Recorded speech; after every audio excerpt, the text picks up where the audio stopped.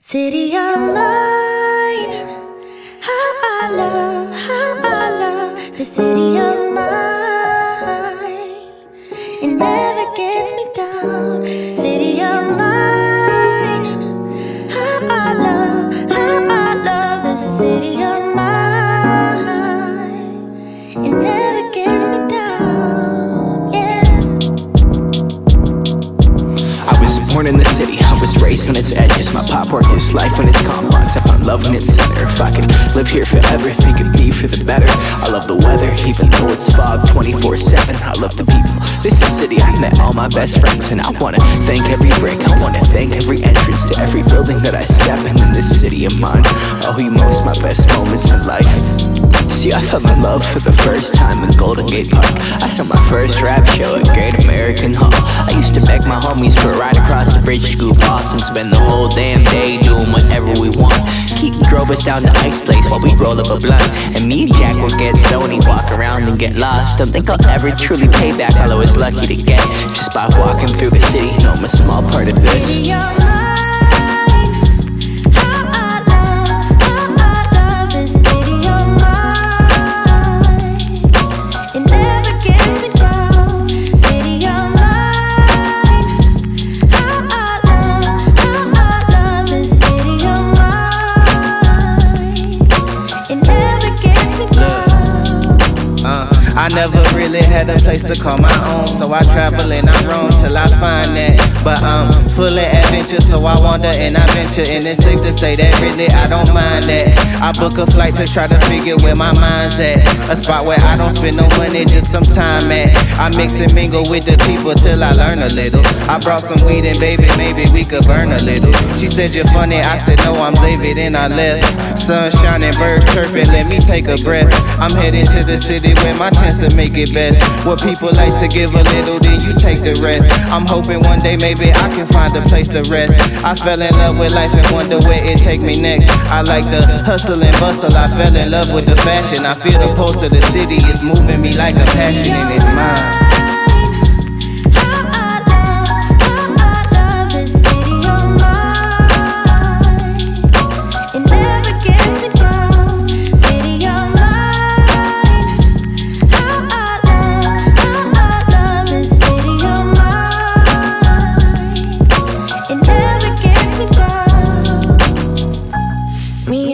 Hometown, baby, we go way back. All the situations, circumstances, still we don't mind. Steady going on, I dance around the street lights. Hey, I know every street sign, hanging around the block. Like if you are my friend, then you are welcome any moment. Yeah, city of mine, how I love this city of mine. It never gets me down. City of mine, how I love this city of mine.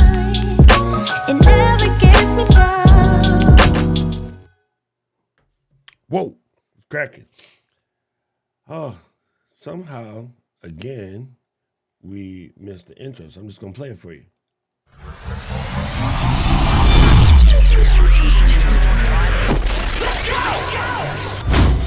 Okay, remind me to fix that afterwards. All right, let's see. How's the sound going? Everything going good? Everything going good. Let me see. We're putting questions in today. All right, gang. So what we're doing today, we're going to have a quick little creator Q&A. As you guys know, I just flew back in yesterday. I had just enough time to unpack the bags and do some things, but it is a good time to catch up, sort of break down some of the stuff, what we've been talking about. And let me kill the external speakers because they're making my head hurt. There we go. Let's go. Let's get it. There we go. All right, cool. Here we are. So, first of all, if you have any questions, please drop them in the comments and do throw the Q colon in the front. It does help us find who you are, who you want to be, where you come from, like what's all good in your world. So, we're going to do that, and then yes, we're going to get it started. So let me just double check a couple things. Something sounds a little off, but you guys let me know if this sounds okay. My head sounds different. All right. It could just be I'm out of my boom, boom, boom.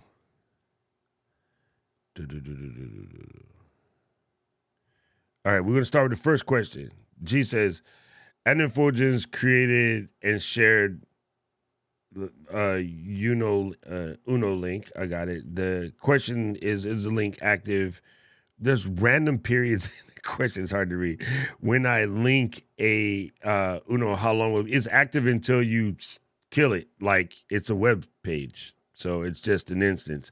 Right now they're in beta, so they're in free account mode. It is my understanding that it will become regular paid accounts at some time. But by that time, you would have already known how much you love it and you want to use it, and then you're good to go. So I don't remember what I put here, but let's see. I mean, here's a widget I created eons ago, and it's still there, right? So it doesn't go anywhere. I'm telling you, I probably did this like a month ago. It's still there. So it doesn't go anywhere. It's basically a website. It's kind of a web instance, if you will, and it will stay there until you no longer have it there. So and for the most part, with the exception of like the weather widgets and the clock widgets, everything else is topical, right? So you will kind of use them when you need them, and then when you're out of it, you're ready to go something else is going to be a little bit different. So you're going to recreate it anyway, right? Paul and I have also recycled a couple of the overlays, like when we do the demos. So yeah, there's that. Let me see if I can pull this real quick. All right, so this is what we're talking about, overlays.uno. If you guys aren't familiar, you want to get familiar, Clinton Sparks, because this is pretty cool stuff here. But if you go in, you'll see that there's a myriad type of overlays that can be had. And so, yeah, things like this pricing chart or whatever, link doesn't matter because it's going to change every time. Little finance tickers, whatever, game show stuff, that's all going to change every week, so it doesn't matter. But the only ones that would probably be persistent would be something like the clock or this type of clock here, or like my little weather widget, which I pop up from time to time. And then, so your best thing to do is when you make one and you know you want to use it again, copy the link somewhere, put it in your show prep, so that way you can always get to it whenever you need it and you don't have to try to remember the link.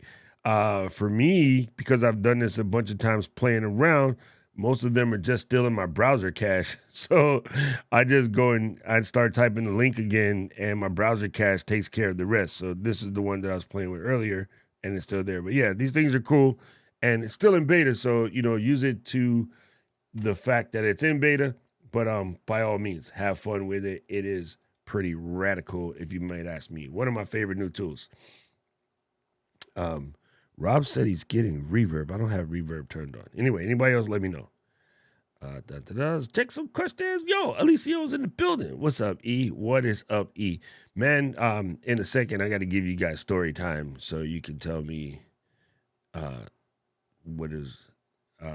no, they're absolutely not the same thing. That's an easy question. No, they're not the same thing. What's up, Hannity? Good to see you here.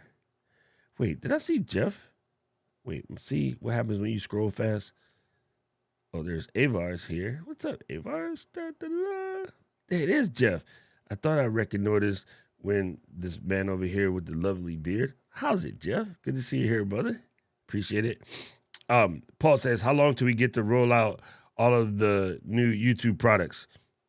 My name ain't Susan. I have no idea. That is a question for Susan, and she will drop them when she feels good and damn ready. But there's a lot of stuff coming out. YouTube has been busting a gut working on things, and some of the stuff that's in beta, I can't even tell you about because they haven't said we can. Some of the other stuff, they have allowed us to put it on our channels and play with, so therefore you can kind of get a gumption of where it's all going. Boom, boom, boom. What's up, Parker? Woo, woo, woo. Hey, okay, Matthew, Mob Deep is in the building. What's up, Mr. OB? How you been, fam? He says, have you attended Vid Summit in the past? If so, is there anything particularly memorable you got that made you feel like it was really worth it to attend? All right, so I haven't gone to Summit particularly. I thought about going this year. However, I am speaking at People of Video this year, which makes it too tight of a travel squeeze. So I'm going from Podcast Movement in Dallas at the end of August. On the 29th of August, I will move from Dallas up to Hampton, Virginia area to kick it with my sister for a couple of days because it's easier than flying all the way back to Honolulu because it's like 12-hour flight. So if I were to leave from Dallas, come back to Honolulu, I would literally be home for 3, maybe 4 days, depending on flights, and turn right back around and go to Cleveland for Content Marketing World. From Content Marketing World, I am going to basically Katie's coming there as well. We're going to go from Content Marketing World back to Ecamm headquarters in Boston to pick up the things that we need to go to People of Video, and basically the next day drive up to Albany to People of Video. So road trip with Katie, Jill, and myself. If I don't make it to Albany, that means those two ladies killed me and stuck me on the side of the road in Pennsylvania somewhere. And then after People of Video, we're going to turn around, road trip it back to Boston, and then we're going to do our annual Leap Into event at Ecamm headquarters, and then I'll get to turn around and come back home at the end of September. So when I leave my house on August 20th, I won't be back until like September 30th. I'll be gone for like a month and a half. So I really wanted to squeeze Summit in the middle. It's just tight, fam. It's just tight. Now, to the basis of your question, events are incredible, right? It kind of doesn't, nobody yell at me, please. It kind of doesn't matter what event, because the event itself isn't the juice. It's the community building that happens at the event. I'm going to tell you, I've been conferencing for years for various things, from my Mac stuff to video things at NAB or NAM, you know, the new music seminars. What is that thing called? PIMA, the wedding photographer type stuff. Seabold, which was a graphic designer type stuff. It's mostly media conferences. Fam, Matt, all of the bonuses happen in the hallway. Hallway track is where it's at. The classes and all of that, you might pick up a few things here and there. Nowadays, honestly, you can pick up most of that stuff online anyway, but hallway track is bomba clot life, we. Y'all didn't even know we. Hallway track is where the money is at. I mean, everything happens in the hallways or at the little meetings or the little get-togethers and things like that. So even, okay, fam, I just came back yesterday from going to do a small conference in Spokane, Washington. Uncle Ray, who you've seen on my channel, he had a mastermind group. This mastermind group is for like 30 people. And I'm there helping to produce the live stream stuff for the event, which is not live to the public. It was live privately to his Zoom stuff. So he was like, yo, you want to come and help? And I'm like, skid marks, out of there, ghost, right? Just being at the conference, Matt, I met some incredible people, and I got some new incredible irons in the fire, which I cannot wait to share with the community when we're available. But yeah, I would say go. Value is up to you. Like, you know, it's funny. In the past, I would tell you, absolutely do it. Go for it. Don't hold back. Like, just dive in. I want to refrain from telling people what value is nowadays, because we keep getting blamed. People like you and I keep getting blamed for other people who buy the things we say to buy or do the things we say to do, and they don't get the results that they want. And the funny thing is, I'm going to be the a-hole and just say it right now. That's not because of the thing we told you to buy or the technique we told you to use. It's normally because they didn't put the work behind it to get the actual result. You know what I mean? If this was some brand new O'Brien diet special, and if I drink a bottle of this every day, I could drop 40 pounds in a week. People will buy this stuff, drink like half, eat 14 cheeseburgers, and then at the end of day 7, call you up and go, O'Brien, you're a piece of trash. Your program don't work, and blah, blah, blah, blah, blah. So I don't want to tell you to go to Vid Summit and be like, it's dope if you don't do the work, but I know you, Matt. I know you already do the work. So I feel I could tell you that, yeah, if you go and you know how to work the hallway track, fam, it is absolute money. There you go. I suggest people should go to conferences anyway to be around like-minded creators.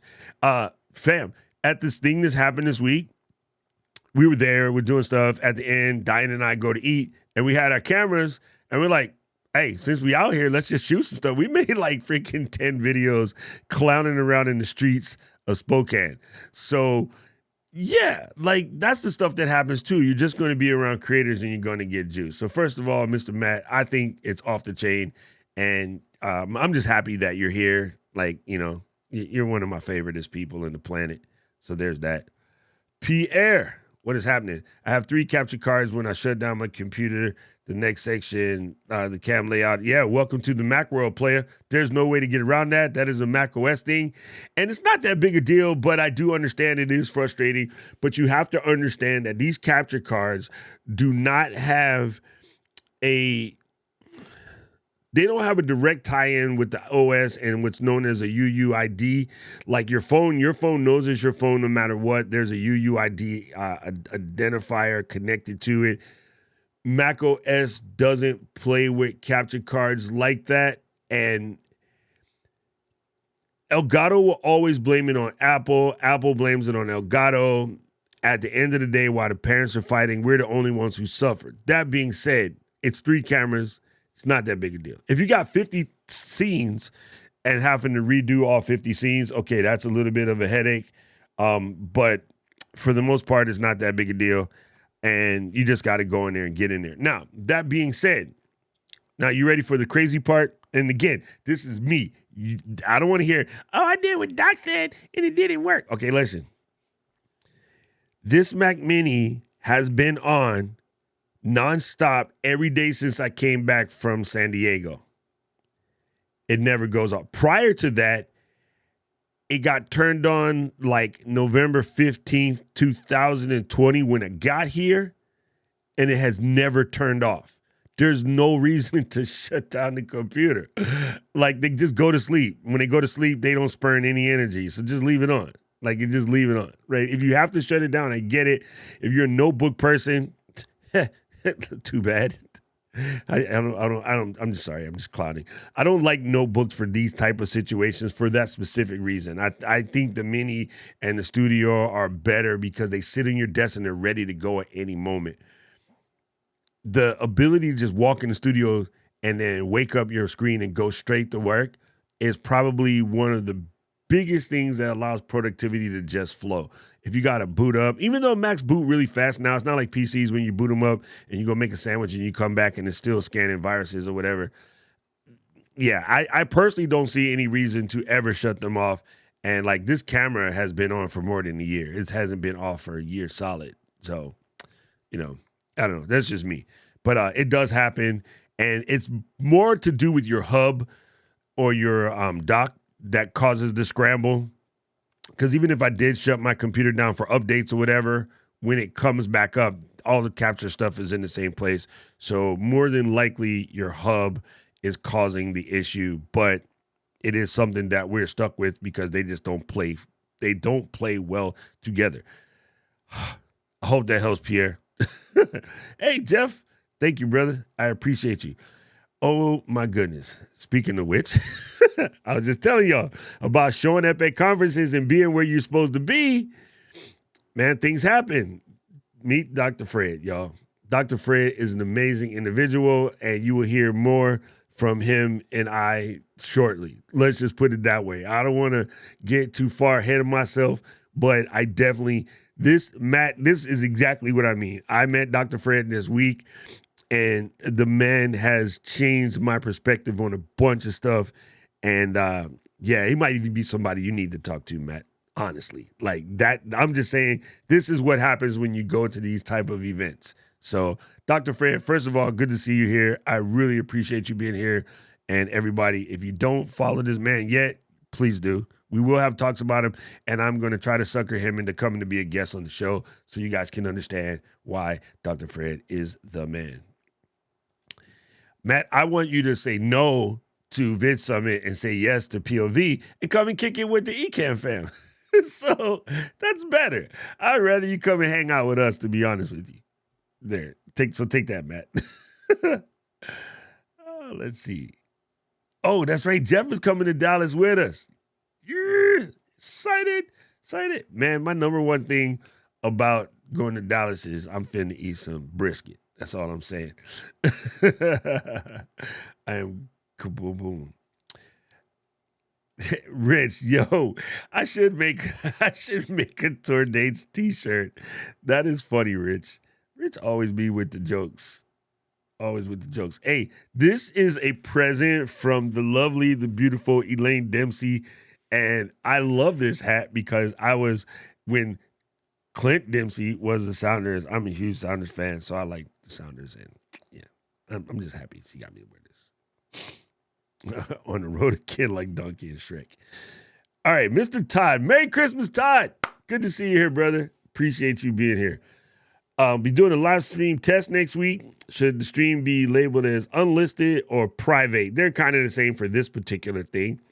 And what is something that is regularly overlooked when testing a live stream?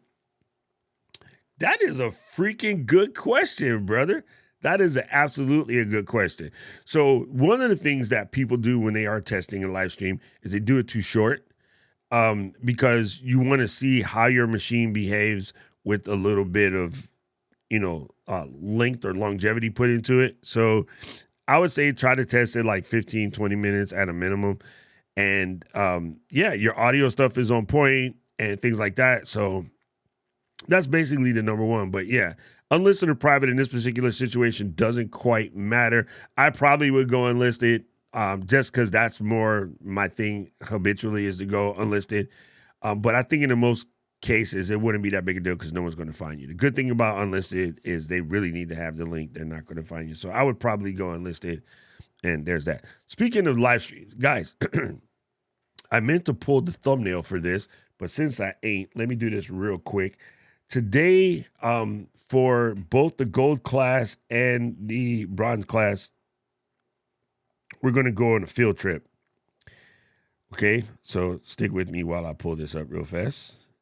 We're going on a field trip because my brother has finally hit his mark, and I am super, super excited about it. And I want us to show up as the good community people that we are and be there to support my brother for his thing. So this is where we're having class today.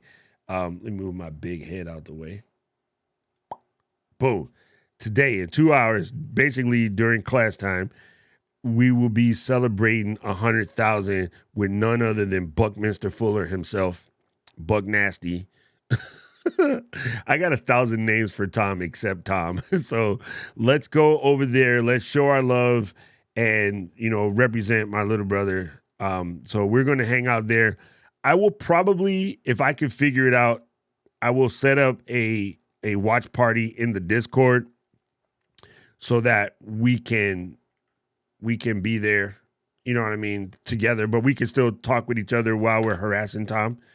And that will be a good way to communicate as we learn some of the things that he's learned. But I did want to teach you a very specific takeaway coming from Tom's success on this particular moment. Here's my very specific takeaway. Man, this is crazy. It's going to take me a second to gather this because there's a lot of knowledge in what I'm about to say, but it's something that happened to me this week. When you start out on your creator journey, there's a lot of questions. There's a lot of what should I do? What shall I do? Is this going to work? Is this not going to work? So forth, so on, et cetera. There's a lot of uncertainty. And in that uncertainty, people tend to get scared, fear and scared. Write that down. There's your docism for the week. Fear and scared equals scared. People tend to be scared and they start jumping all over the place, not really realizing that you kind of got to stay a particular course. And why? If you stay a particular course, it allows you to be prepared, right? If you got up every day and shot 10 free throws on your garage with the little basketball hoop out there, in the beginning, you might hit 1 out of 10. I guarantee you by the end of 90 days, you're hitting like 8 out of 10, 9 out of 10, some days 10 out of 10. You'll have more success at the 45 at hitting closer to 10 out of 10 than you would on your first set of days. Why? Your body, your muscle memory, everything just starts to come prepared. When you start getting that level of success, you gain a level of confidence about things. Here's a funny story. People will roll up and say, well, Tom got to 100,000 because he did all the Rodecaster Pro videos, and then the Rodecaster Pro got popular, and then so that's why. Yeah, absolutely true. But you're saying it as a dismissive thing, and I'm going to tell you how to turn that frown upside down and turn it into a positive thing.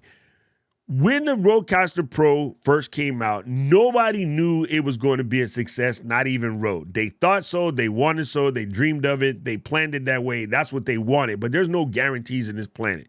So when they dropped the device, Tom got one, I got one, and actually I got mine after him by a long shot because he's the one that said get one. As a matter of fact, I was on Team Poo Poo in the very beginning. Because I'm like, you don't really need all of that stuff because you can do a lot of those things. But the more I looked at it in depth after hearing reviews and finding out some of the stuff they could do, the more I was like, no, man, this is actually a pretty dope thing. But it's made for podcasters and I'm a live streamer. Write this down. Number one, be careful about your labels. Your labels will you up every time, okay? Be very, very careful about the labels and buckets you stick yourself into unnecessary, right? Okay, so the internet at large was mostly poo-pooing device. And podcasters were kind of about it, but live streamers, they were like, no, that's not for me. You know, I'm a live streamer. You should get a Roland Go Video XLR or whatever, blase, blase, blah. And about 3 months into this launch, about the pandemic started slapping folks and make them stay in the house. And then when folks started staying in the house, you know what happened? Live streaming exploded. Then you know what happened? All the live streamers start wanting to get a Rodecaster Pro because they wanted to be able to stuff like that, you know, or they wanted to be able to put their little sound effects in it. Right? So the gimmick now became somewhat of a necessity, if you will. So people started hunting for, I got this thing, how I use it. And your man Tom was Tom on the spot. He had the information out there. Why? Because in the beginning, when nobody knew whether it would be a success or not, he took the chance based on his confidence and his knowledge of what he would be able to do. When Tom got his RCP1, he knew as much about it as every other human being who got one. Nothing. Why? Because the device just came out. So some of y'all in the chat, something comes out and they're like, oh man, I can't get that because I don't know nothing about it. Blah, blah, blah, blah, blah, blah, blah, right? Like, listen to your framework. Listen to the way you speak. The stuff you say will every time will mess you up. Be careful of the dumb stuff you say because the day he unboxed it, Tom knew as much about the RCP as anybody else. 3 days after he unboxed it, he had about 25% knowledge of the product. Just throwing numbers here. Don't at me. You know what this is a thing. Pay attention. After that, he knew 50%. Now he knows about 80%. Why? Because this is a device that's probably you're never going to get 100% knowledge out of. Even Rode don't know half the stuff that they can do. We keep coming up with stuff and they go, oh yeah. So he put in that level of work. He put in that level of effort. And then that helped to explode the channel. Also, at that time, other manufacturers were like, hey, let me send you something because you're doing pretty good with the Rode thing. And then other things come in and stuff he started buying for himself because he liked it. And anyway, what happened was being prepared at the time the opportunity presented itself allowed the brother to push on, and here we are today celebrating his 100,000 when we get there. First thing, know the fact as coach, I see many of y'all don't even be trying to be prepared. Y'all still standing back looking for everything to be perfect, and perfect doesn't exist. Right? You got to be about your vulnerability. But the other thing, when new things come out, since that original Rodecaster Pro 1 came out, about 50 other things have come out, whether it be, Canva's ability to do video. And like nobody in the community, all of us Canva users, nobody in the community went and hammered Canva videos. Michelle was kind of there, but she dips her toe in the water and then she run away and come back, right? So I'm just saying, when the opportunity comes, Tom did not know the RCP was going to be big. He just did it because it's what he loved and he thought it might help. And then it blew up. And being the person that he is, he cares about his community. He puts in his work. He does his stuff. People followed. He was like E.F. freaking Hutton. I can't press the button fast enough. And so then it became, if you want to know something about the RCP, you go. As I searched looking for RCP videos, I ran into Tom. I ran into Judd. I ran into a couple other people. But I was like, I don't know, something about the weird dude in the blue room. He's pretty good. I like this cat, So I put the Rodecaster Pro 2 on my list of things to buy. I literally printed that sucker out, stuck it on the wall. And at that time, I was like, okay, I don't know where the hell I'm going to come up with 700 bones, but let me do it. And then what happened? Ecamm sent me one out of the blue. I wasn't even working there yet. I was just random clowning Ecamm doing things, but they appreciated the work I was doing and they sent me one. Again, the preparedness. I was in teaching Ecamm. I was hanging out in the forums. I was hanging out answering questions. I was doing all stuff. I was showing up every day. I was putting in that work. Eventually, they say, you know what? We like what this guy's doing. As a gift to us, you know more about audio than we do. Our customers are needing some help with this Rodecaster Pro thing that everybody's buying. Do you have one yet? No, I haven't bought one yet, but I've been thinking about it. And they're like, okay, bet. And I was like, that was a weird question. About a week later, hey, it's Matt from UPS. Hey, Matt, what's up? Here's a big-ass box. I didn't order nothing. And it was a Rodecaster Pro, right? And then it was a letter in there. Kenny Glenn Katie, hey, thank you for being a dope member of the community and always willing to help out. And here's a Rodecaster Pro. I know you'll love this, but if you like it, fine. If you can, if you feel like it, help people figure this thing out. I was like, bet. Again, you do the work with preparation. You do things with intent. You do things with purpose. Stuff just happened, right? Stuff just happened. And I want to get back to your questions, but let me close this out for you. This is what I'm speaking on. Number one, first of all, hey, that's not the right one, Doc. Where the heck did it go? See, here we go. I was at this thing this week, and I was helping out Uncle Ray put on his live streams. Diane and I was sitting there minding our business, and he was processing some of the questions that he was getting from the people in the mastermind group. And he came to a spot where he was like, you know what? Some of the questions that they have is out of my echelon of things that I work on. Do you guys, or would you guys, please do me a favor and do a session this afternoon about content creation? And my guys are starting from nothing. And we were both like, absolutely. One, because we love Uncle Ray and he's that genuine human being, like we're going to help him out automatically. Number two, imagine the opportunity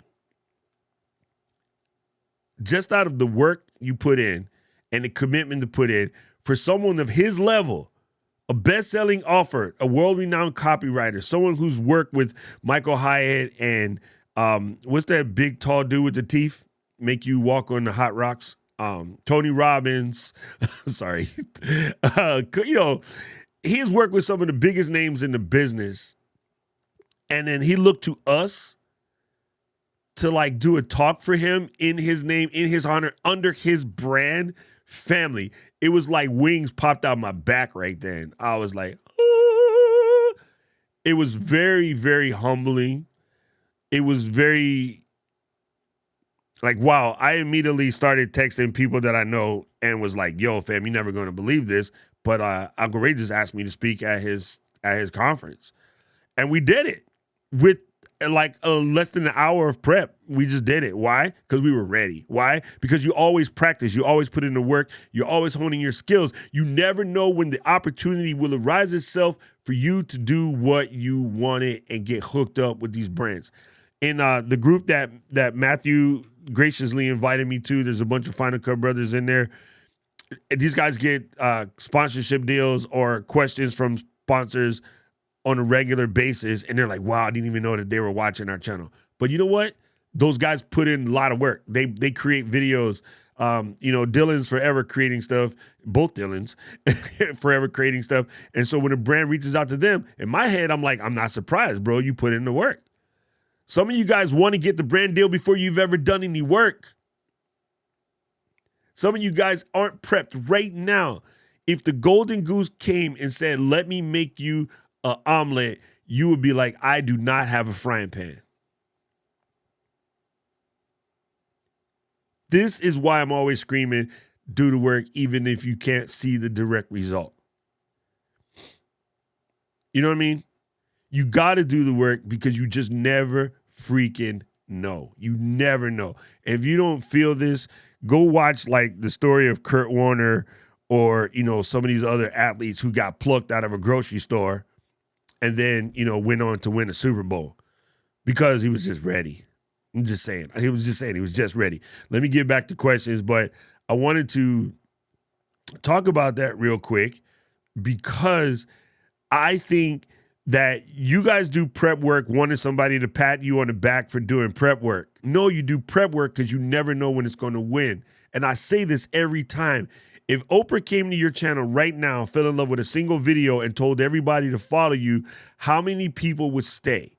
If Oprah sent 3 million people to your channel, how many people would stay right now? If you haven't put the content together so that there is a back catalog for people to find, if you haven't showed that you give value on a consistent, regular basis, if you haven't shown that you put in that level of work, they're not staying. So you get to be the person that a whole bunch of people showed up and you ain't had no cornbread. Ain't nobody want to be at your place if you ain't got no cornbread. Hold that to your thought, man. Hold that to your thought. Thank you, OB.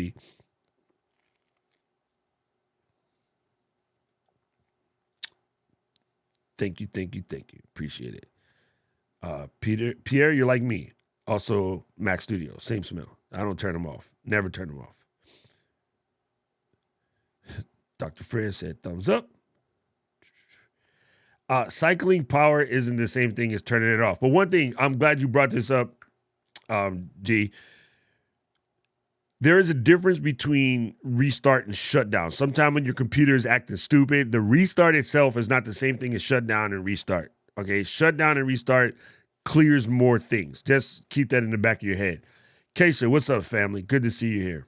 Ooh, I'm bam. Avars, we are in Discord at the moment. We do everything in Discord just because it's way better. Zoom sucks. I spent all week fighting the dumb stuff that Zoom does for Uncle Ray. I'm not going to try to teach Uncle Ray to move everything to Discord, but yeah, Discord is the answer. It's way better. Let me see. Yeah, we'll fix that. Avars, we'll fix that. Somewhere we'll get you squared away. Thank you for that. Hey, when did this guy show up? Man, don't you got to prep for your stream? Get the hell out of here. Now I'm going to cry out here saying nice things about Tom and he listening. And you do know that Buck Nasty is definitely the best nickname ever. Only because it doesn't match Tom. That's why it's funny. It's funny because he's the furthest thing away from a pimp or a drug dealer. So I like just calling him Buck Nasty. Thank you, Dr. Fred. Thank you, man. I'm telling you guys do not know how incredible this man is. Super dope. Woo. Yeah, so our class isn't canceled. We're going to do a watch party and hang out and yell things at Tom that Tom might not be able to hear. But I think it'll be fun for us to be together and watch what he's doing. So hopefully I can pull the Discord watch party action together. Okay, a couple of weeks ago, you mentioned that your keyboard was acting up. No, it's just because I it's not my keyboard itself. I have Ventura on this machine. I had Ventura on both machines, which was stupid. It was an accident. But I eventually had to erase the Mac Mini back to 0 and build it back up on Monterey because both machines on Ventura with universal control, it was freaking out my keyboard. It was causing some hassles, but we fixed it. You don't have enough chairs for that. Woo! Yes. Yeah, exactly. Beyond today, I'll stand too. I'll stand for Tom. Like, that's my man. So yes, make sure you guys come and check out the Buck Nasty show. It's coming up in a couple of hours here. It's almost 9 my area. So in 2 hours and 19 minutes if you want to be specific about it. I always knew everything. Oh, so that's what you tell Heather? And I'm going to tell you right now, she probably tells you that you're wrong all the time. Yes, Pierre, Tom definitely costs us a lot of money. No, I take that back. We make our own decisions, people.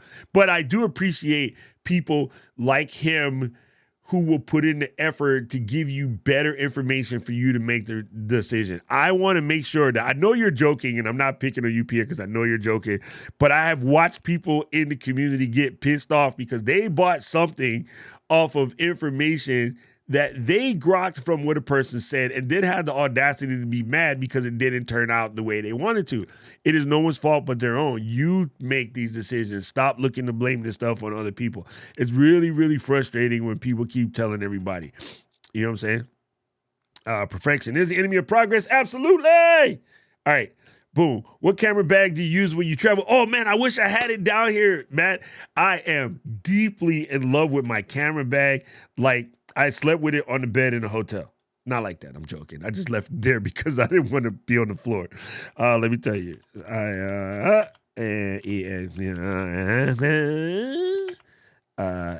Bang. Let me see. Got it. There it is. Man, I love my camera bag. It is so dope sauce. All right, so I got a Shimoda Explorer V35. And I got to say, family, I'm over here clicking the Ecamm window like it's going to click these links over here. Explorer V35. Booyah. I love this here bag. It is deliciously dope, right? First of all, the material is just like, it's like velvet. Is that velvet? Like the material is incredible. The amount of stuff that you can stuff in this bag is just, family. I can't tell you. Like you can fit everything. I normally run with 3 cameras in this bag, although one of them is a ZV-1 that kind of doesn't count. That's not much bigger than a set of batteries, but I'll run a 6600, A7 IV, a ZV-1, 3 lenses, all in the same bag. And it just packs nicely. I do have the medium cube in mind right now. You can actually fit in the larger cube, which fills up the cavity a little bit higher. But this is about what my setup looks like in my bag. The only difference is where this white lens is, so my lenses, I'm running the Tamron Trinity plus the 24 millimeter G-Master, because that's what I rock on the body when I walk, because it's it's G-Master. Let's talk about it. And then I'll bring my Tamron Trinity with me. And on this side right here where the white lens is, currently I'll stick in the A6600 body and the ZV-1, and then I put all the battery stuff there. And at the top, I just have my little DOP kit, which is a Peak Design tech bag full of all adapters and all the weird stuff you need, memory cards, all of that. It just fits right here in the top, which you'll probably see in one of these slides. But I love the way that the straps can adjust. I took off the belly strap because you guys see my belly. Shut up. Anybody, don't say nothing stupid. I love the 2 front pockets, where you can put everything. But yeah, I absolutely love this bag, Mob Deep. So if I was going to tell you, hey man, go get a new bag, I'm going to say that would be the one. Like, I absolutely love that bag. It is super dope. I have been meaning to make a video about it, but I keep being travel ready. So, it's boom. Boom. Man, I am waiting for some Tom Buck merch, right? You know what, Tom? You should do a shirt that says "It's a Punderful Life."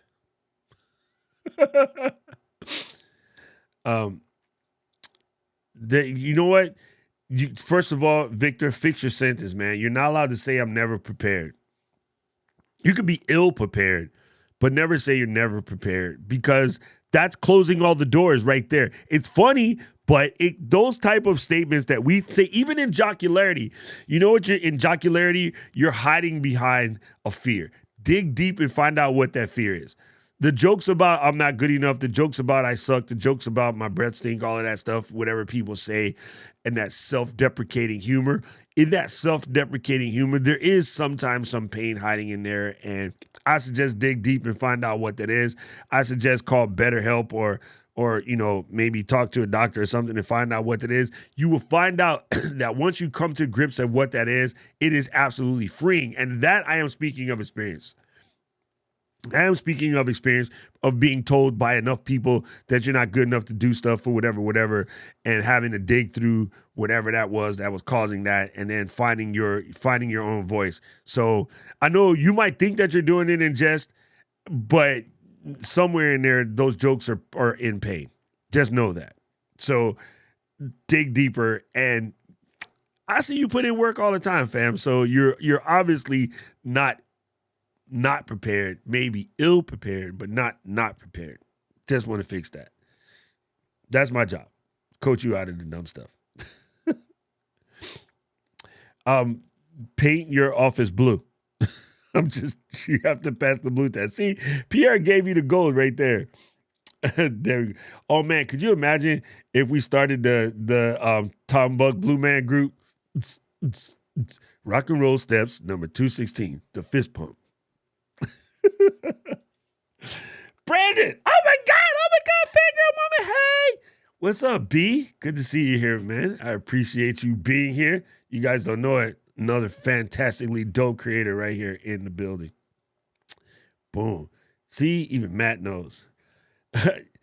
I walked on the hot rocks. I'm not gonna say nothing bad about Tony, man. Tony's events are good, but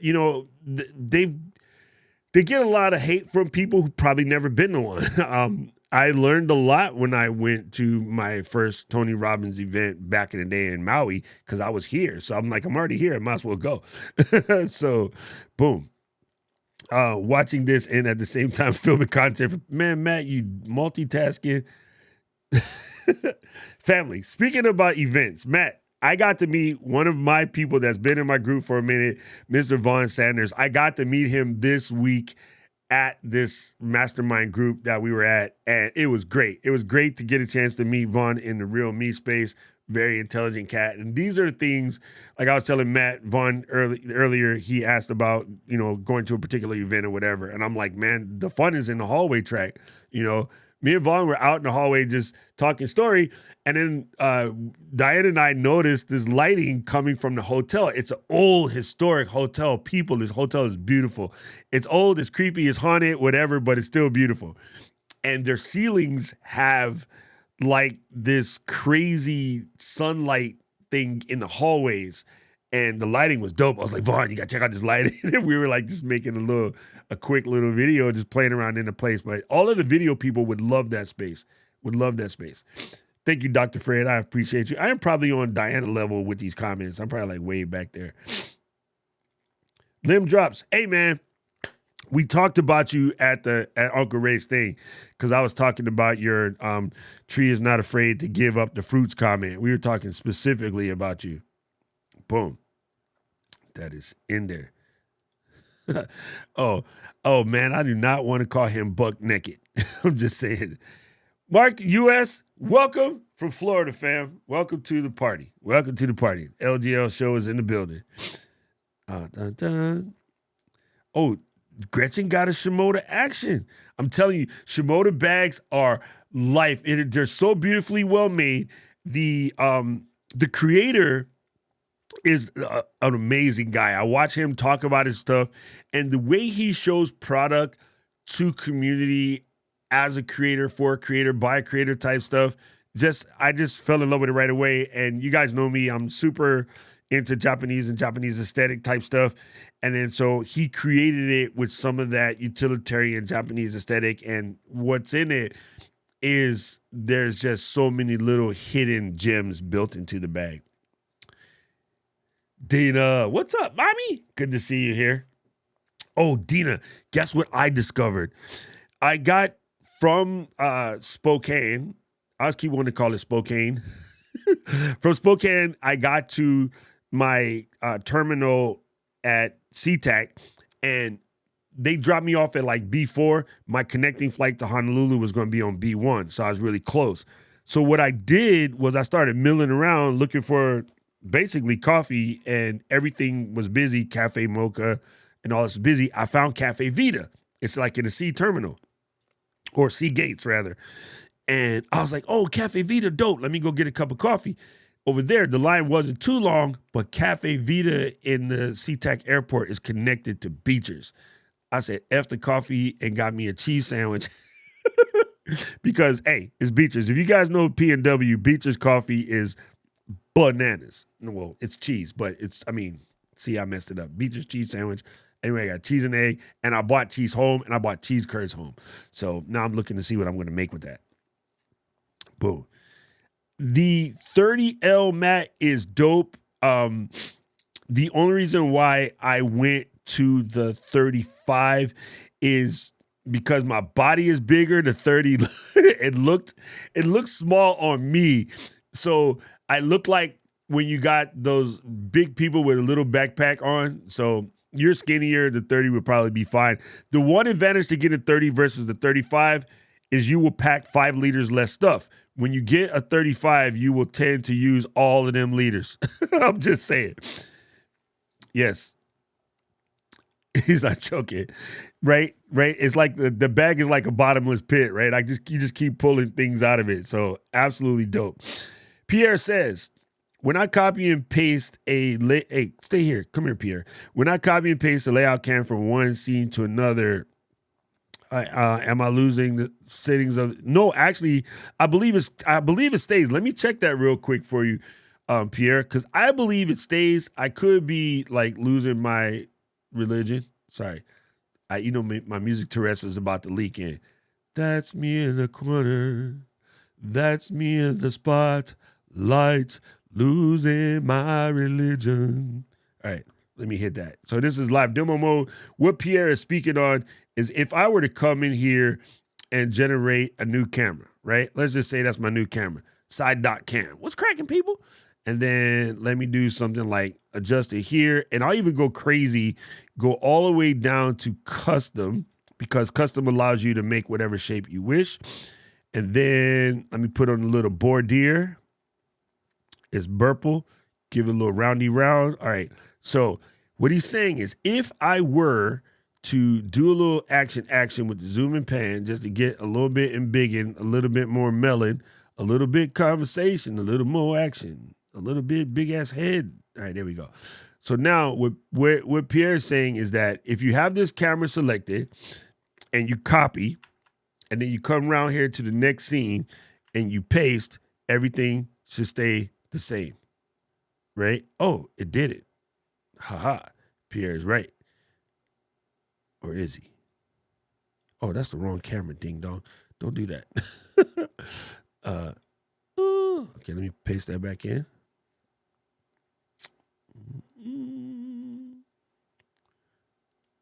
See, I'm over here messing myself up.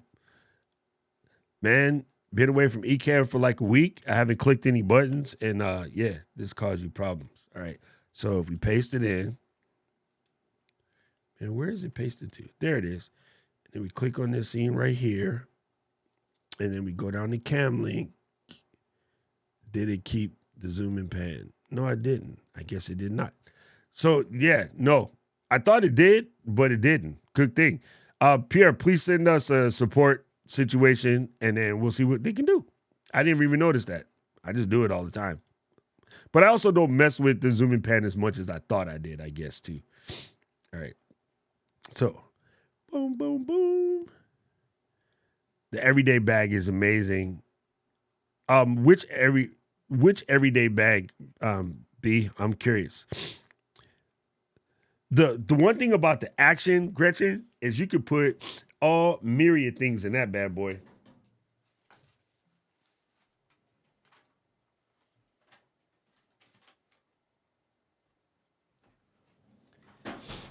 Sorry, sinuses kicking in. Needed one of those. All right, there we go. Yeah, Shimoda bags are really, really dope. Though. I thank you, Gretchen. Even though yours is full of cannon gear, I'll let it slide. Thank you, Brandon. I appreciate you. Out of all the stuff that Tom and others recommend, the only thing I don't use is Stream Deck. Stream Deck. You know, Paul, I gotta say, I use both my Stream and Loop Deck sort of interchangeably, and I love both of them. They're really worth it. What's up, Michelle? You know, Gretchen, they gave me a little foil bag, so I stuck in a couple blocks of cheese plus that, and it was really cool. You get your cheese from Beechers, and they send you to Cafe Vita to fill it up with ice, and it all fit in a little bag. I will warn you, though, put a plastic bag in there first because it leaked all over the airplane. It was great. Future live stream I did, Doc sings 90 hits. Sorry, Matt, I have the worst case of musical Tourette's, man. It's funny. Even when I was at the Mastermind group, Ray's team, Tammy and Jenny, they were making fun of me because of my random stuff. So they were going out of their way to seed my random musical Tourette's actions. Yes, Gretchen, that's my favorite part. That's one of the reasons why I got it. On the back, you can actually place where you put the straps so that way it fits your body really well. Yes, the Zoom was lost. That was me too, Pierre. All right, I'll definitely talk to the guys, but please put in things. Oh, the Peter McKinnon everyday bag. I was actually going to get that. I looked at both of them, and it was the removable cube in the Shimoda that did it for me. The fact that I got mine with a medium cube, they call it a medium DSLR cube, but I like that I can run it cubeless, or if you're the type of person that has two different runouts, right? Say you have a runout for like personal shooting, vlogging, whatever, and you have a runout for traveling, and maybe you had a runout for weddings, you could actually have your cubes preloaded. So if I look in my guns drawer, I got a bunch of cameras in here. So if I wanted to, I could have my cubes preloaded to where I could pull out the medium with the vlogger kit in it, which would be my say ZV-E10, and that new Tokina that they're coming out with, that 11 to 20, I think it's 11 to 28. Tokina's coming out with like an 11 to 28, something small lens. I hope it's dope because it'll be really good for APS-C style stuff. But when I want to go full frame again, I could just pull a different cube that has everything set up in it. So it's kind of nice that you can pull things in and out. K-Walk is a fantastic conversation. I used to be all peak all the time. There are people, in my opinion, who have surpassed them right now. And two thoughts are Nomadic, aka Peter McKinnon style bags, and Shimoda. I think they've done a better job than where Peak was first at coming up with probably the Incredibag. That's not a brand name, but the bag that's incredible that can do all types of things. But I think they got complacent, if that's the right terminology. I think that Shimoda and Nomadic and F-Stoppers, even Think Tank, I think some of these other people have gone out and made stuff that, you don't need two of me, that have made stuff that is far better than what Peak was a couple years ago. I don't even think they've upgraded that bag from like 4 years ago when it came out. You know what I'm saying? I don't think that's a thing. All right. Renee says, thank you, Mr. Renee. I appreciate you. Man, I had a very specific question that I said, next time I see Renee, I'm going to ask him, and then I forgot what it was. Anyway, I know what it was. It had something to do with you had a very good recommendation for people that were going to go 16 or 24. And I think if I remember correctly, you told them to go 16 because if you're going to go 24, you might as well save your money and go all the way up to a real MacBook Pro. And I think that's what you said. If I said that right, say yes, because it was just something I needed to remember for a different thing. Anyway, there's that. David, thanks for the super chat. Boom. Okay. David, he says, my A7 IV falls asleep when I'm using it as webcam and eCam and record only mode. Sometimes it happens after 20, 30 minutes, sometimes 5 to 10. I have to turn it on and off again.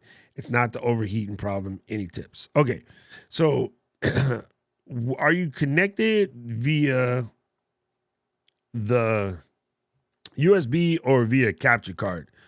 When I'm connected via capture card, I don't have zero problems whatsoever. The USB one, if it's doing that, it's probably your cable. Your cable is probably not communicating directly to it as it should. Now, that being said, here's a big problem with USB-C cables. And this, even if you're not connected, if you are connected by CamLink, it's a thing. Here's the problem with USB-C cables. They all look the same, but I like to look for cables like this right here. It says USB-C cable with 100-watt power delivery. This is probably not going to focus right because of my face. Grab it. No, it won't grab it. Anyway, what it says very specifically is that this is a cable with a 100-watt power delivery.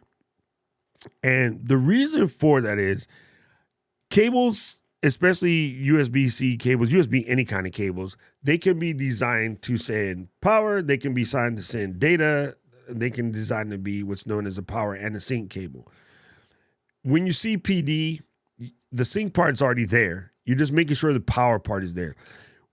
You only have low voltage, low wattage passing through these cables anyway. So any little dip in power because your machine starts cycling your graphics card, and if you have your wire plugged directly into your machine, it might dip the USB-C port because unless it smells a hard drive, it tends to fluctuate with that stuff. The power in USB-C is really weird. You can actually go on Amazon and get a tiny little device about this big that will show you the amount of power that is going through your USB-Cs at any given time, or USB-As for that matter. It's just a USB breakout. So what I used to do is plug mine in. I believe I have it right here in the drawer.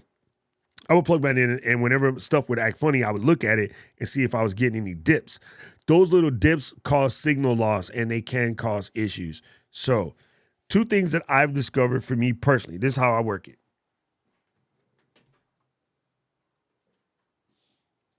I power my camera with this. This is the actual Sony brick that came in the box. The brick is plugged into this, like such, right? I use a little adapter switcheroo thing to make it fit. And then I have the other end connected into the camera.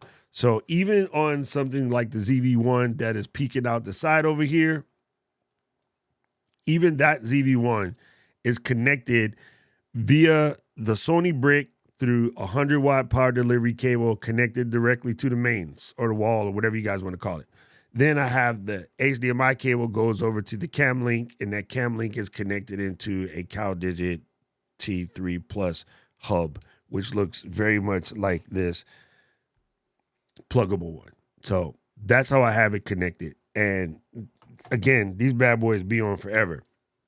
ZV-E10's plugged that way, and when I have the A7 IV plugged in, same way. I always use the Sony brick that it came with because I found this to be more reliable than some of the other things.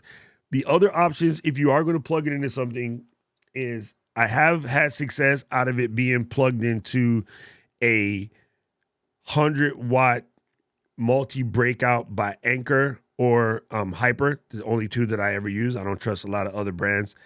But I know that the USB, that when it's plugged into, it breaks out into 300-watt USB-C ports and 1 USB-A. I know that those devices deliver high power. 9 times out of 10, if you're having any problems whatsoever, it's because of janky USB hubs or janky USB hubs power. So a good quality branded power hub. And when I mean quality branded, I'm going to name you 5, maybe 6, and skip everything else. Anker, Ace Cool Boom, number 1. CalDigit, right up in there. OWC, yes. Pluggable, absolutely. Kensington, Belkin, yes. Everything else, hell no. If it is called U2 or Youngwee or some whatever, nah, fam, no. I tried. I had a company send me a hub, DXO or XOO or whatever, XYK. It was trash. Like, it was super, super trash. And I've tried some of these other brands like Tatui or whatever. Nope. Anker, OWC, Pluggable, CalDigit, Belkin, Kensington. Anything other than that, no. Saint happening. My favorite Catholic saint. I would say try those and see what you get, fam. If not, reach out to me and we can do some troubleshooting and we'll see what we can help you out with. But Dina, Silver Lining Home Place, who was in the chat, she was having that problem at first too, but I think she also has got it solved because she went to Sony Brick as well. There you go. Boom. There you go. Renee said I was right. All right. Boom. I think Renee backed me up. So I think David was happening. Your Camlink is throwing odd signals at your Sony, and it's probably from power fluctuations from your computer. So make sure you have your Camlinks plugged into 2 different buses as well. If you have multiple Camlinks connected, make sure you have them like 1 into the machine and 1 into the hub, not all into the machine. So I have 1 Camlink plugged directly to the Mini, 1 Camlink plugged to the CalDigit hub, and 1 Camlink plugged to the OWC Thunderbolt dock. So they're all separate. Boom. Yo. Yes, right. I saw that, Matt. I saw that he gave Dylan the shout out, and Dylan's just all over the place right now. And that dude be popping on my feed every day practically. I'm starting to think Dylan lives with me. I'm gonna have to start charging him because Dylan's always somewhere on my screen. So yes, and Renee's one of the coolest, man. He's not bad for one of those maple syrup guys. You know what? So here, Pierre, this is exactly what I did, Pierre. I'm so glad you brought this up because this is a thing. If you look in this drawer right here,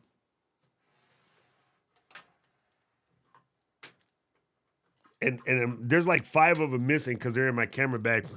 I threw all of them out. I threw everything out and I bought good ones, right? I threw all of them out. Even the ones that came, even the one that came with the Rodecaster Pro 2, which is a beautiful thick cable. But you know what the problem is? It's a beautiful thick cable. I threw that sucker out too right away because it was big and obnoxious and it doesn't bend very well.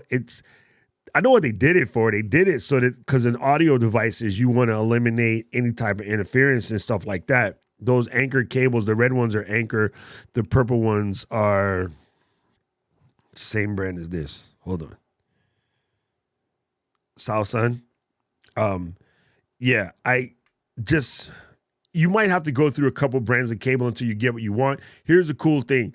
Amazon has 30-day return policies. So and you know what people don't do? They don't return stuff like I bought crappy cables. They just let it go in the corner and then that starts to add up. So get yourself all the same brand of cable. And my system was red and purple just so that whenever we're out traveling, people know my cables are mine. Also looks good when it's all plugged in. Diana told me something dope this week. And the company that I just picked up, these new ones, the Zalsum ones, they actually make blue as well, green and like 2 other colors.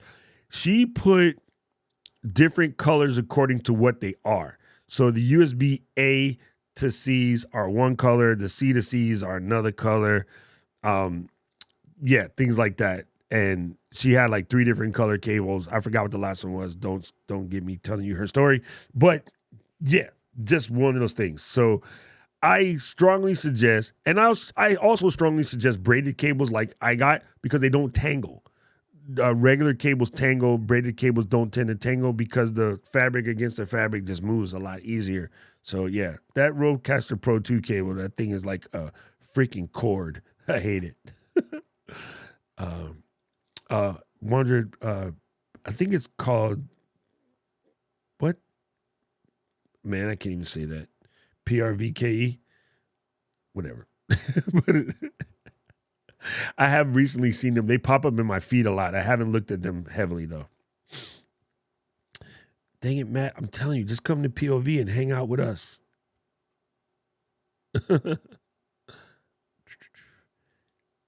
Hey, Liz, good to see you here.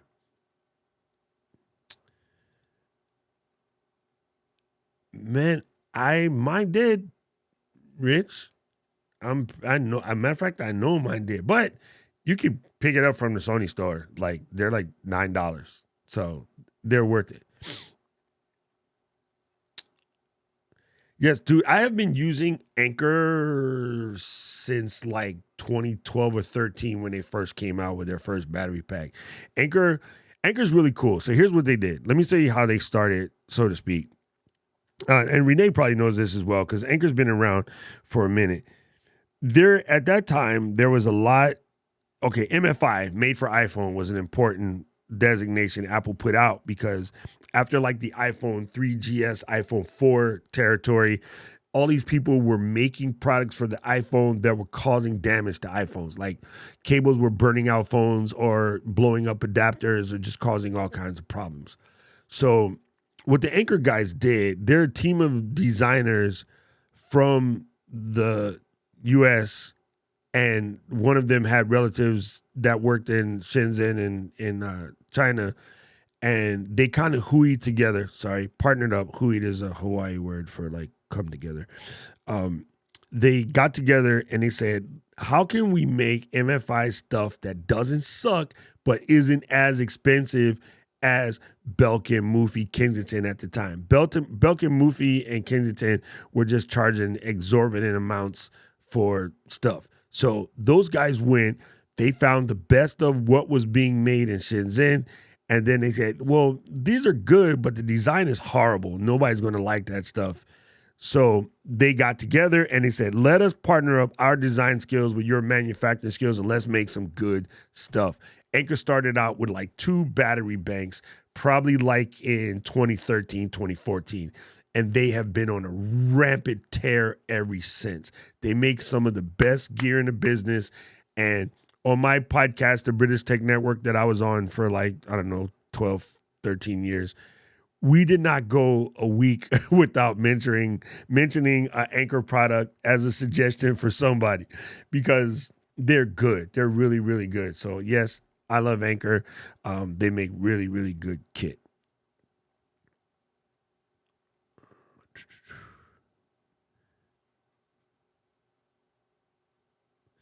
Yeah, let him say that.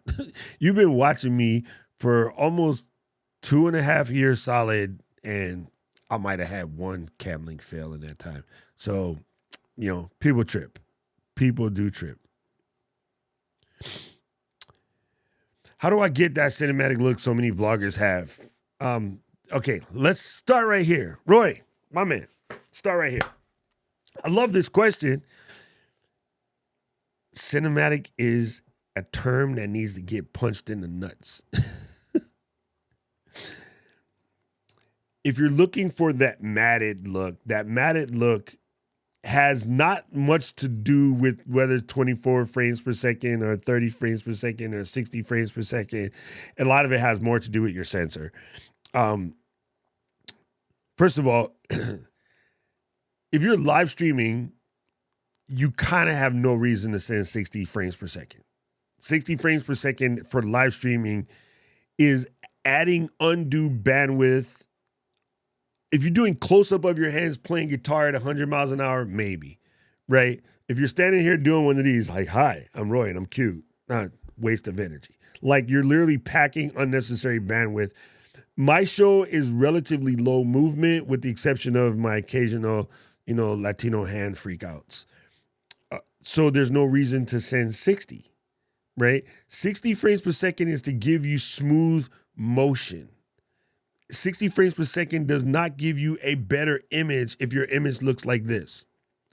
If your image looks like this and you're talking, you could do like 15 and it'd be fine. Ask Zoom. They do it all the time. So for most people have it cranked up to 60 for no reason. That's not really going to give you what you think it's going to give you. The reason why we're always talking about 60 when we're filming is because we're going to crank that with speed ramps and things like that. So we need those extra frames to when we interpolate transitions and movements and stuff like that, we can do things with it. For live streaming, no biggie. Gamers all say that because they don't want to see jumps in their gameplay. If you're not gaming, you don't really need 60. And I don't know why all these people are trying to do 60. So let's just take that back. I like 24 because I come from film.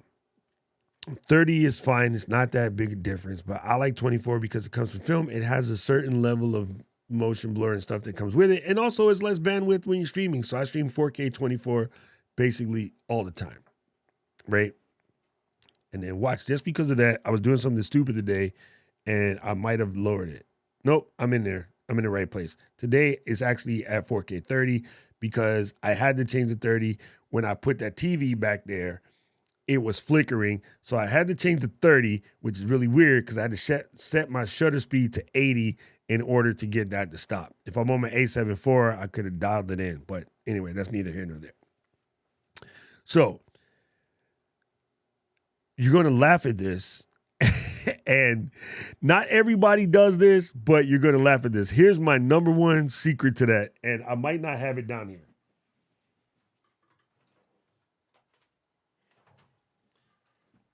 This is not it. This is a 10-stop like filter. But the reason why mine has this look, it's called, I use Nisi.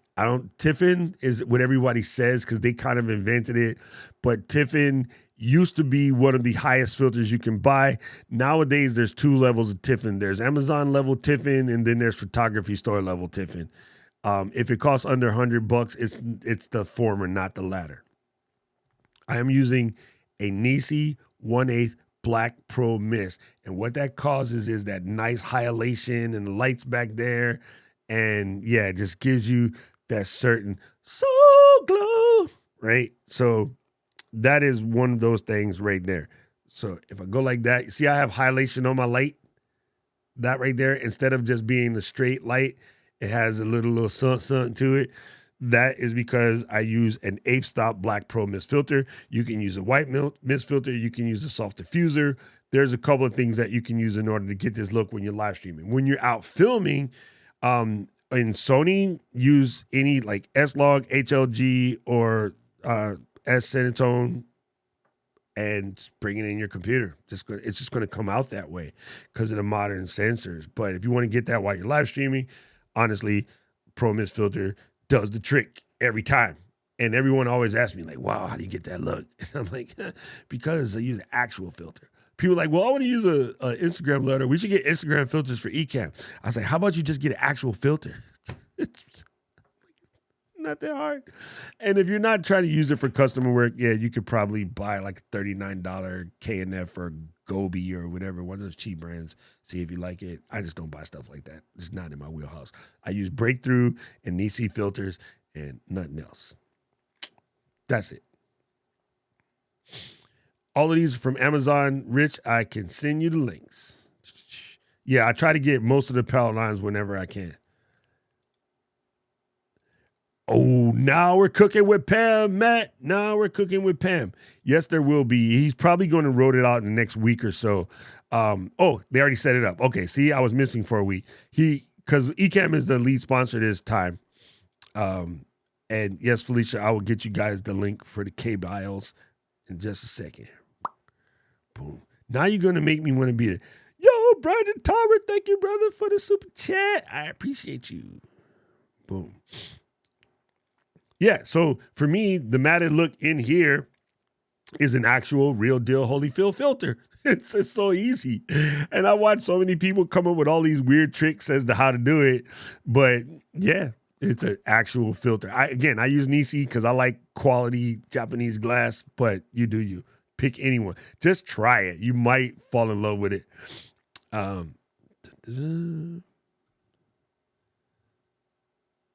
I got it. Yeah. Well, you know what it's good for? It's good for your recording. So yeah, if you got that kind of juice, sorry, out here just like Instagram straight flexing.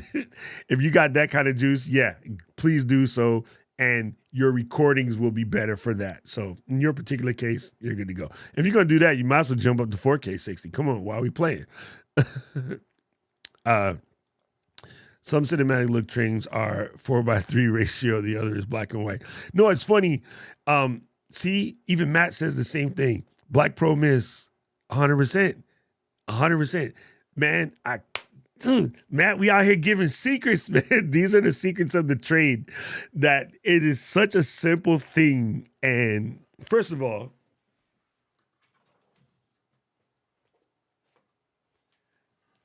the other reason why I like Nisi, look, you know, you're the old law school professor with this on the elbow. I just love the case that they come in. But yeah, Nisi is a very, very high quality Japanese glass brand. Kanken, also high quality brand. B&W, again, they used to be really good. They kind of go, I'm over them now. I basically stick to Nisi and Breakthrough. And Graham from Breakthrough, I've had dinner with him before. He's a cool cat, but his joints don't come cheap. Let's put it that way. The thing I look for, and Matt, tell me if you look for the same thing, or Brandon, any of my film guys, tell me you look for the same thing. I look for it to say shot glass, SEHOTT. I want a real deal Holyfield shot glass, right? On the probably budget-friendly side that I believe is still pretty good. I haven't had a chance to check it myself, but I've heard great things about it. The company Moment that used to make the iPhone case with the lenses, they have something known as they just call it a cinema filter. I think that's right. Let me stop lying. I have a browser right here. I think it's called a cinema filter, and I believe it was formulated by either Peter McCormick and Matt Haponi Boy. That's my names for them. I stole that from Casey from Camera Conspiracy. He calls them Peter McCormick and Matt Haponi Boy. Let me see. Shopmoment.com is the site. And let me get you into the browser game over here. And let's look up, not lenses, we want filters.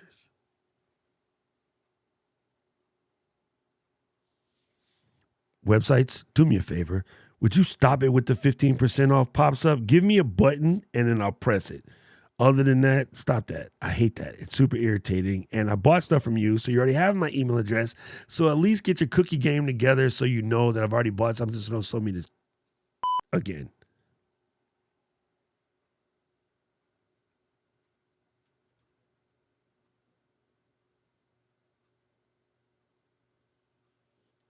There it is. It's called Cinebloom.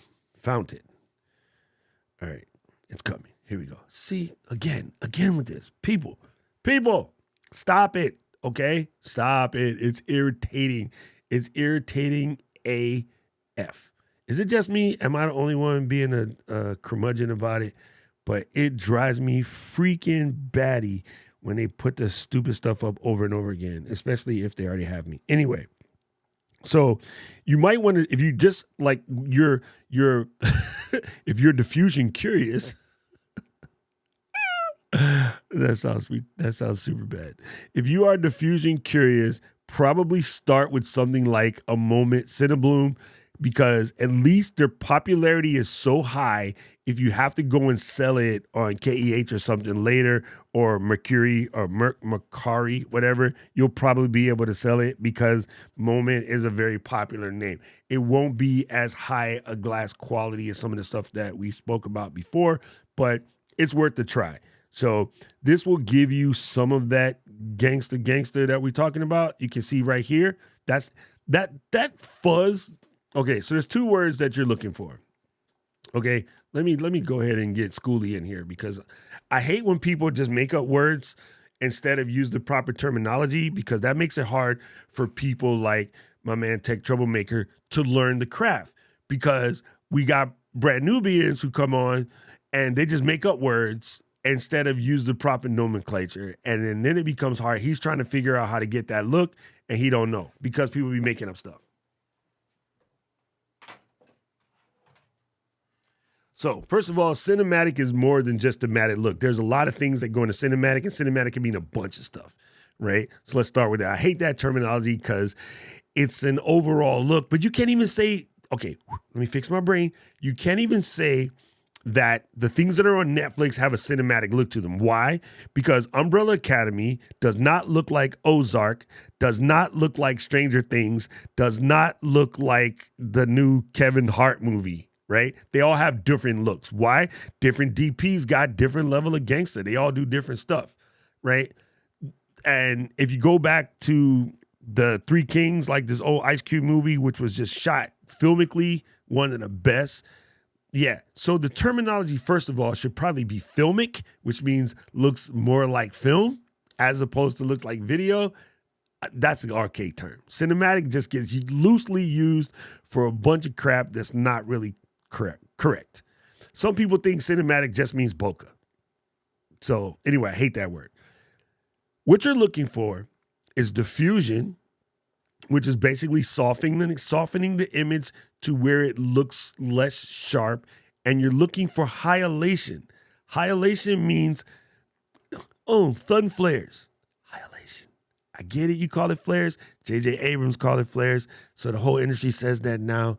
But the terminology is actually highlightation. And back in the day, we also used bloom. Whenever, not Philip, but just bloom. When the lights seem to have a floral like aura type thing around them. So when you're looking at your lenses and you're looking at descriptions, trying to pick what to buy, you're looking for highlightation, you're looking for diffusion, you're looking for bloom. Those are probably going to get you there. And it's funny. People are like, well, how do I make my image look this way? From the film space, from heretofore, we've always used filters. So what does Instagram call them? Filters. When Photoshop was doing it to make the images look a certain way, what did they call them? Filters. Because the real glass thing was called a filter. So that's where it comes from. Now you know. Now you have been school-aided. All right. So yes, I would definitely say check out this Moment Cinebloom if you want to try a budget one that might work out for you. And they have a couple different options in their thing, which you probably couldn't see because they put this weird stuff that pops up in your face. But theirs is a combination of highlightation, diffusion, and a little bit of neutral density mixed together in that particular style of lens. All right, let me stop soapboxing about this. He's using smoke. Smoke is a Black Pro Mist filter. It's just different names from a different company, but they're kind of the same. Yeah, Tiffin invented it, Renee. So that's the thing. The modern Tiffin that they sell on Amazon is not the Tiffin that we grew up with. And I'm just very leery of weird stuff. But again, if your Tiffin smoke filter was 150 plus, that's real brand Tiffin. If it's the $60 Tiffin, that's the people that license the name to sell it on the low end stuff. Okay, Paul, I will do.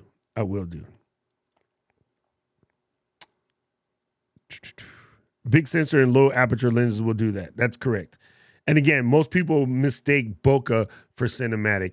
There's lots of bokeh in still images, so therefore not cinematic. So, boom, boom, boom. You can use a rubber. Tom, you know what though, Tom? Back in the day when I was like, bootstrap guy, we definitely took the clear UV filters and gave them a super light misting of hairspray, or put Vaseline and rubbed it off real quick, or candle wax and rubbed it off, So there's a couple different ways.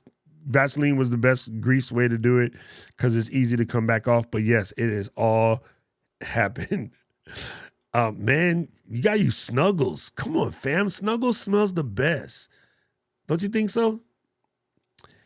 Let's see. GX Ace's video on it. Man, let me see. He said hairspray.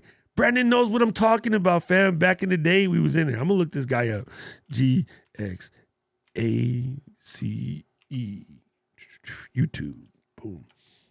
And then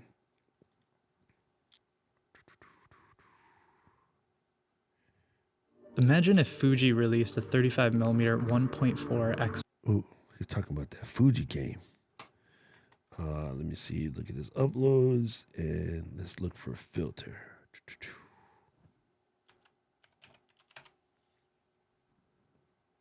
Boom. Oh, he said stop using it. Ooh, he got glimmer glass. Uh-oh. Me and this guy fit in the fight. But I'm always curious to learn other ways of doing stuff versus the way I do it. So let me get this right here. And I'm going to send it to you folks and move my big melon over here. Oh, actually, we should just turn off too, buddy. And then do one of these. Boink.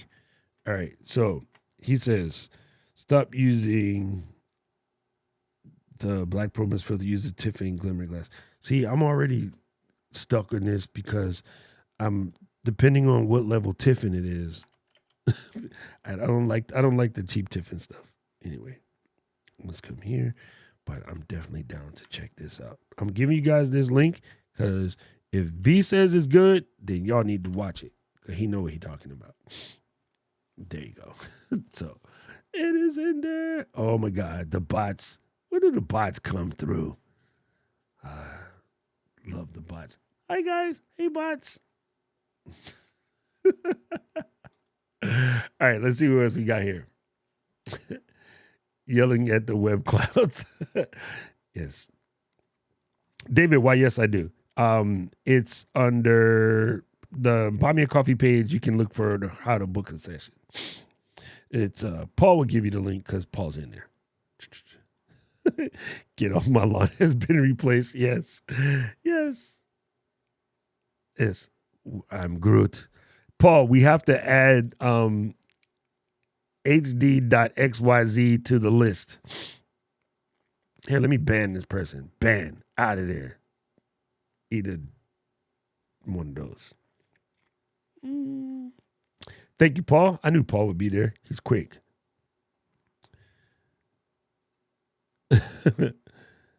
That's funny. I'm like, fam, like, do you think all YouTubers just want to see naked girls? Paul don't want to see naked girls. So, you know what I'm saying? Boom. Thank you, Miss Eileen. Eileen and Paul be quick like that. See, I be telling, here it is. I be telling Matt, I'm like, Matt, man, you got to get your moderator game up. So I remember the first time it happened to him, it was super distracting to him. And I was like, oh man, I wish I could just go over there and help him. It was kind of funny.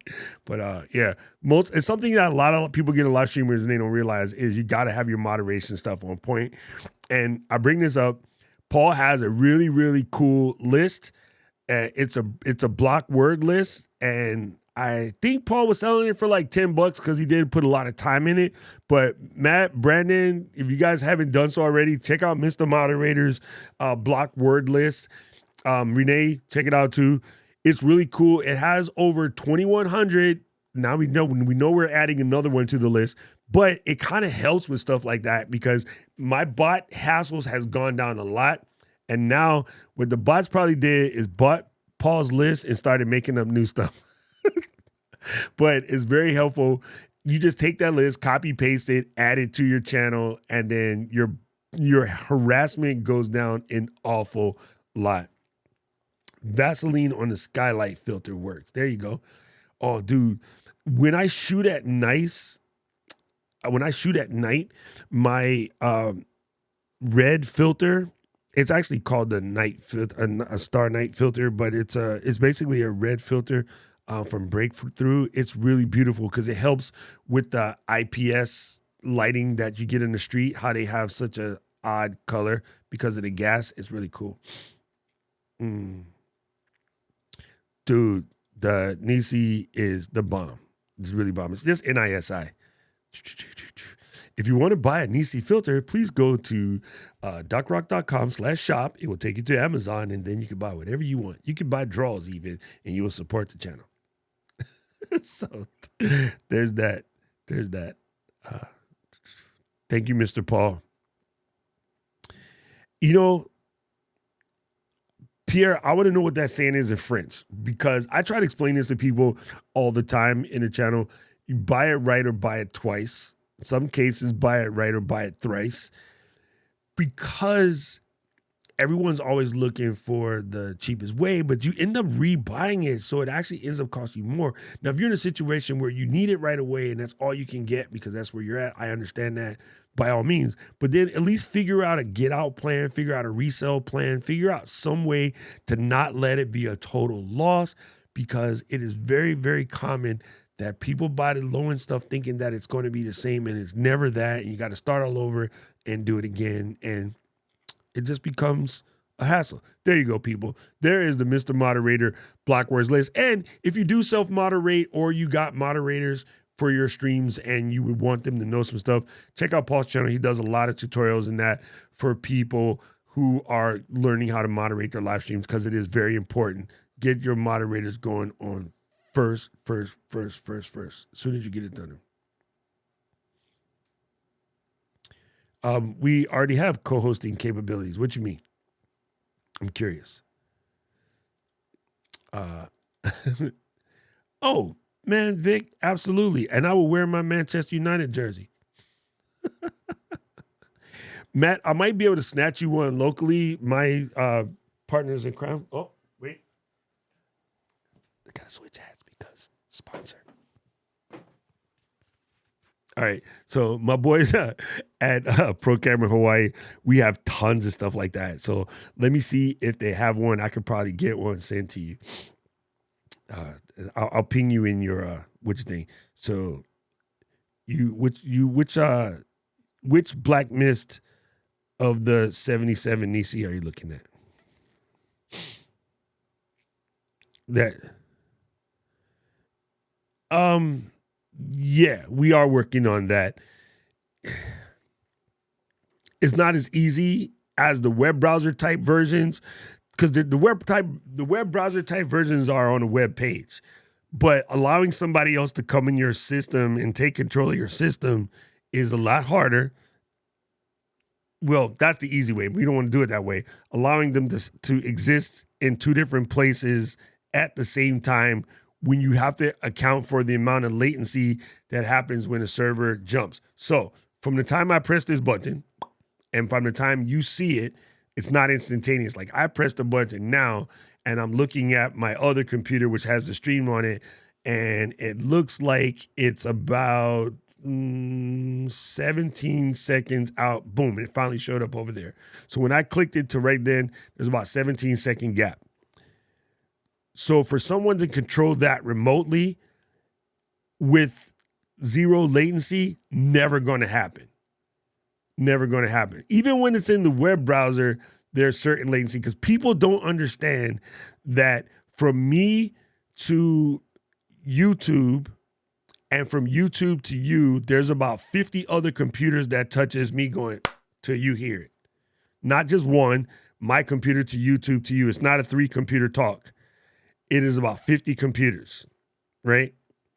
And then so because of that, it is not as easy as people think, and that becomes the problem. If you think I'm crazy, let me tell you how to do it. You can check it yourself, because this is the way it is, always has been, and people just, I don't know what they think the internet is magic, but it's not. All right, so watch this. We go to SolarWinds. I don't want to download the one. I just want a web version. Come on, let me back out. I could do this in Terminal, but Terminal probably won't be as pretty as this one. Let's do Visual Trace Route. Dang it, everybody wants me to use some app. I just want a web version. I normally use pingsomething.com.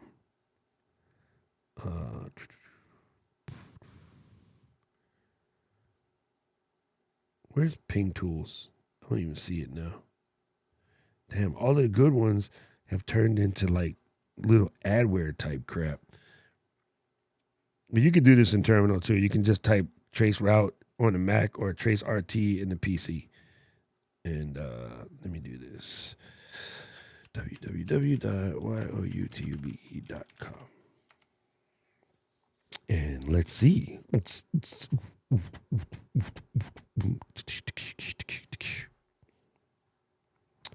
So from me to YouTube is 9 hops.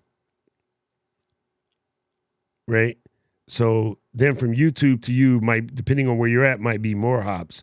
So if you went to this page, right, and you did a trace route or any other trace route, and you checked how many hops you're getting, and then I check how many hops I'm getting, and you realize it's not even the actual thing. If I wanted the real amount of hops, I'd have to put in my my stream key link and then erase the key at the back just to know where it's going. But yeah, on average, it could be 10 to 20 hops from Hawaii to anywhere. And then you probably have 10 to 20 hops to use. So yeah, anyway, that's the reason why it's not as easy as everyone thinks it is. It's not just like, oh, let Mike press buttons for me. It's a rather complicated thing. What's up, P? Dude, I am back from my travels. Before I take off in 3 weeks, we got to do lunch, fam. Let's get it. How'd you like? I know it's only preseason, but I really enjoyed our 4-0 win against Liverpool, even though I know it doesn't count. Don't say nothing, Vic.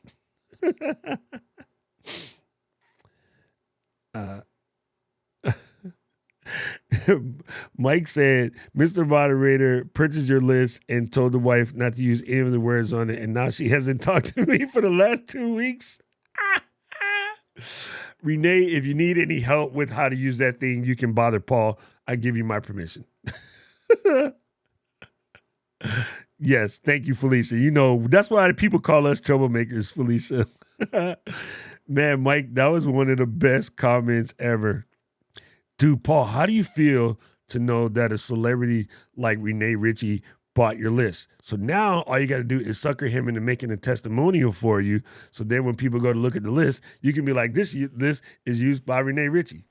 And then Renee's there, you know, with his Brazilian jiu-jitsu muscles sticking out. Like, and then make sure he puts in the cauliflower ear part.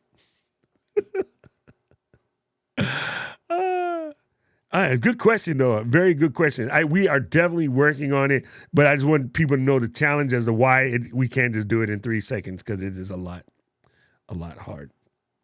A lot harder than people think. Yes, lots of cables, man. I watched when AT&T dropped the fat cable that comes from a place in San Fran called Monkey Brains to here. Family, it's crazy. That cable is massive. It's massive. Yes, you just paste it in the settings into block words. That's correct. That's correct. The link is on the Buy Me a Coffee, and then there's a consultation thing. Just click it. We'll get you squared away. Boom. Yeah, so you got 9. So yeah, it's like a minimum. It's actually bigger than that, Pierre, because I don't have the ability to snatch the real YouTube link without breaking the stream. So that's just a good estimation. Just realize it's probably that or more. Even still, 18 computers is a lot of hops. Now, here's what's funny. Paul is in the Bay. Paul is the closest to probably any of the data centers than most of us. A couple of us will live near data centers, and the hops from Paul to like Monkey Brains, which is in the Mission, it could be like 10. And Paul lives in like biking distance to about 4 or 5 of the major hubs in the Bay. It's kind of funny. It's coming up with words for Paul's list now, a drinking game. Love it. Hey, did I see Rafi? What's up, Raf? Yo, Raphael's in the building. Man, all my Final Cut bros showed up. Good to see y'all. All right, gang. So let me tell you what's fixing to happen. We have about an hour and 15 minutes till we all need to harass Buck Nasty, right? So what we're going to do is we're going to get some coffee in there, get a sandwich, a beer, whiskey, whatever you need. We're all going to meet at Tom's stream in roughly an hour and 15 minutes. What I'm going to do is attempt I'm going to attempt to make the watch party happen through the Discord. So our gold group class and our regular class, we're going to meet in a voice channel under the Drop Squad in the Discord, and then we can talk to each other while we're harassing Tom in the comments. I'm going to just really request you guys, because you guys know how much I love my little brother Tom. So I think today we owe it to that brother to show up for his 100K stream, because he has done so much for every person in this community. There's probably like maybe 1-2 people out of everyone in the chat who hasn't been in some way, shape, or form touched by the knowledge and the sharing and the caring that Buck Nasty Tom Buck puts out. I like to call him Timothy Kennesaw Buck. That's my newest favorite name for him. But yeah, the man has been such a treat to us. So I want to make sure that we all show up and give him back the good grace. So Paul has put the link in the chat.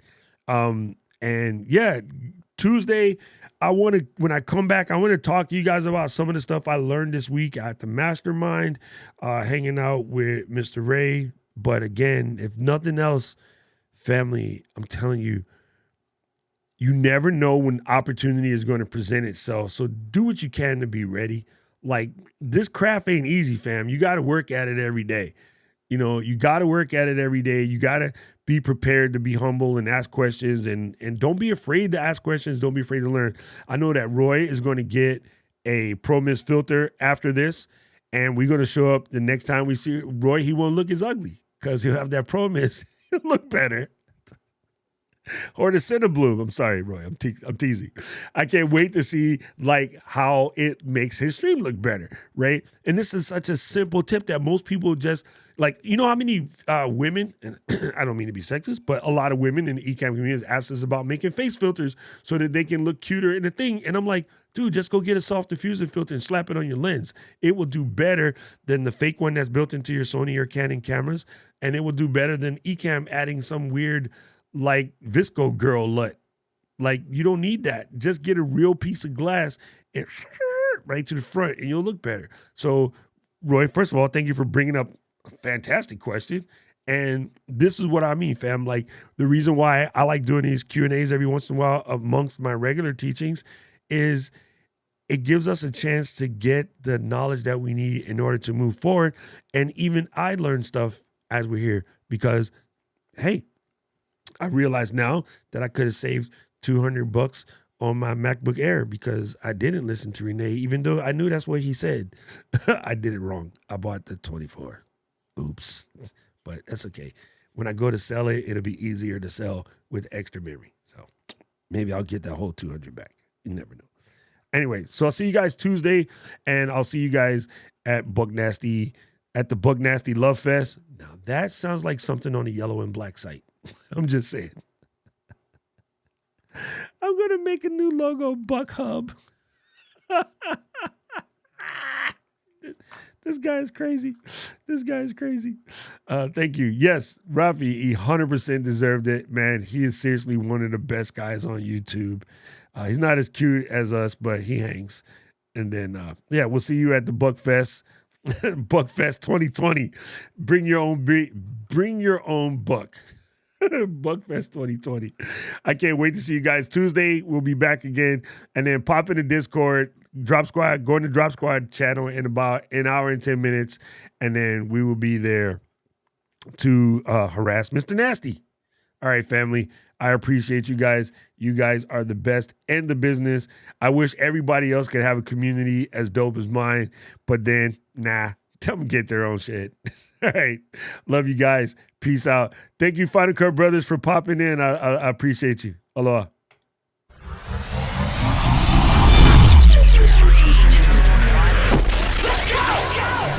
City of mine, how I love the city of mine. It never gets me down. City of mine, how I love the city of mine.